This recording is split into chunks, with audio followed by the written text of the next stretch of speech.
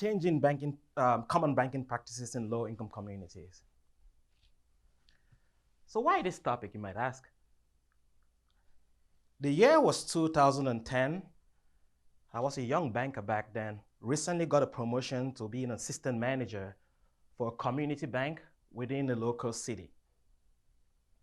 Part of my role was to help foster the banking activities to make sure it was suitable to fit with the local community, specifically with those within the low-income part of the local community.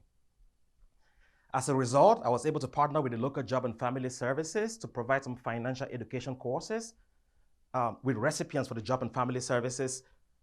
Most of these individuals were either on some sort of a disability, some social security, or some sort of government assistance. So they typically would fall within your crowd of the low-income group of individuals you could think of. So during these classes, as a banker, I kind of shifted more towards the banking aspect of what they did. So it seemed easier for me as a banker, from a lens of a banking person, to share with them about how they could maybe make some adjustments to banking practices. I had gone through a couple of these classes first. Around the third class, I noticed something.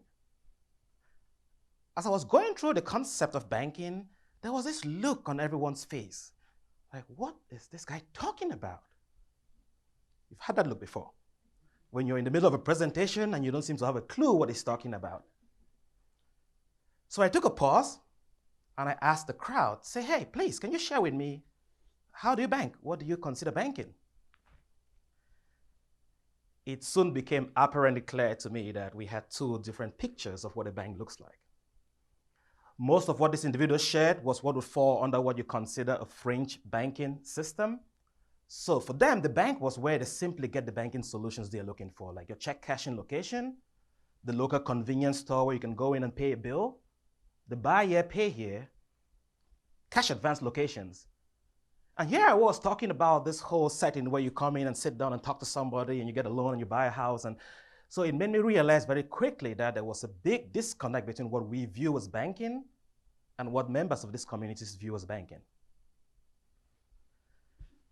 So several years ago, a study was done in the city of Milwaukee, downtown Milwaukee. So two researchers, Sally O'Connor and Greg Squire, kind of noticed that there was a huge growth in these fringe banking services within the inner city of Milwaukee, specifically check cashing services. So they suddenly realized that there was an increase. Every single day, one new business popped up for check cashing locations. So the study kind of looked at why are these businesses growing too much and what makes them so attractive to this population they're servicing.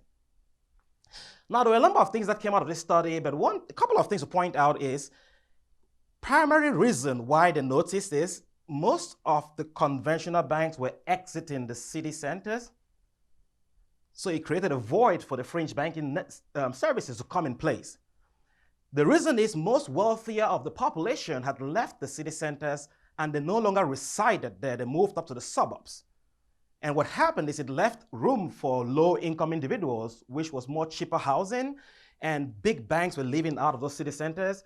And since the demand was there for these services, which were otherwise offered by the big banks, most of these check cashing places popped up. So accessibility was key to why they continued to grow. Interestingly, the fringe banking is considered, they charge much relatively higher fees than you would have your conventional setting. And this research had asked most of the owners of these businesses, hey, why do you charge such high fees?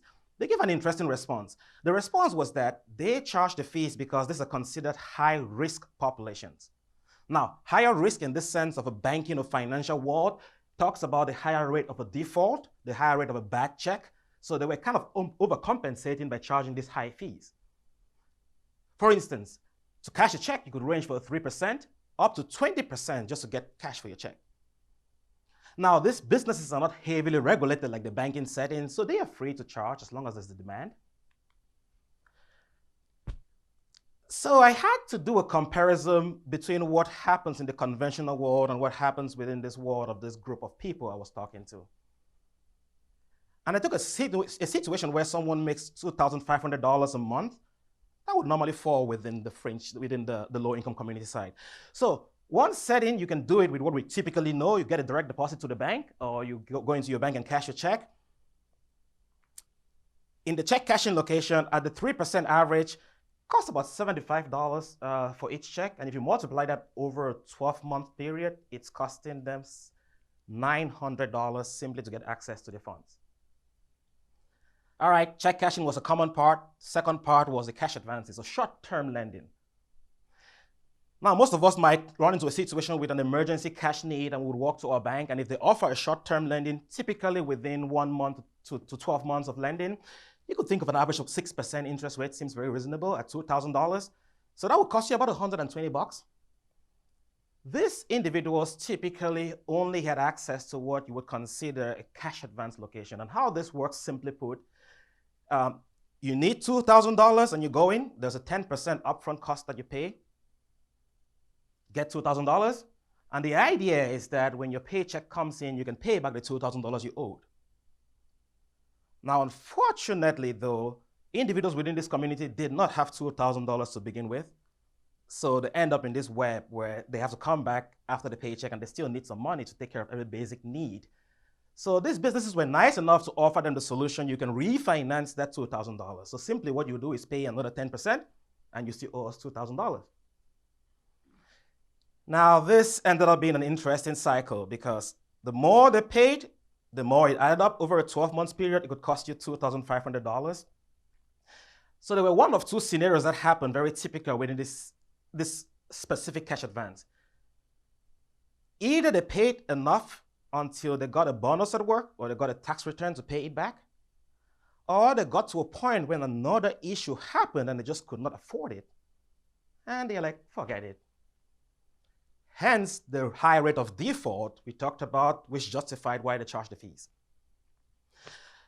So when we look at it both ways, you ask yourself, seems like an easy choice, right? Why won't you choose the traditional bank instead of the fringe banking service? We did ask that question. Sally O'Connor and Greg Squire asked that question. They actually surveyed these individuals, which the responses kind of seemed similar to what I found out during these exercises I was doing with these students, with these people. Number one reason why they chose these locations was because of the hours of operation. Most low-income individuals will go to the bank after hours, right? They get to work during the day, they can afford to leave work. After hours, weekends, holidays, that's when they prefer to do banking. It so happens that conventional banks are open 9 to 5. Those in the city center are actually not even open on Sundays and Saturdays. So they really did not even know there was an option than to go to these locations. They also talked about the ease of interaction, some other things like additional services. There was the accessibility locations. You're out there, it's so convenient for you. So interestingly, even after the conversations we had, it tended to be really difficult to change the minds of these individuals because that's how they were used to doing banking. So I always ask this one question every time I facilitated one of these classes, and it was simple. What will you do with $900? There were some good responses I got. Some said they will pay an extra month of rent, they'll get the car taken care of, maybe buy a good gift for the kid. Some even said, hey, I might just save that and use it to pay off the cash advance I owe. So what was apparent is that the knowledge was really lagging within these communities. We had a feeling that most of the individuals didn't even know they had the options, which hence they were not really making the decision based on what was all available. It was simply based on what they had. So the ask is, within our communities, as you talk to individuals within this group, please let them know. Just weigh the options. Take an extra minute when you make those decisions. Don't be quick. Just weigh the options. If you think of the society today, there's a lot of other options besides a traditional bank that might definitely provide a little less than $900. If we do that, we believe the communities will be empowered.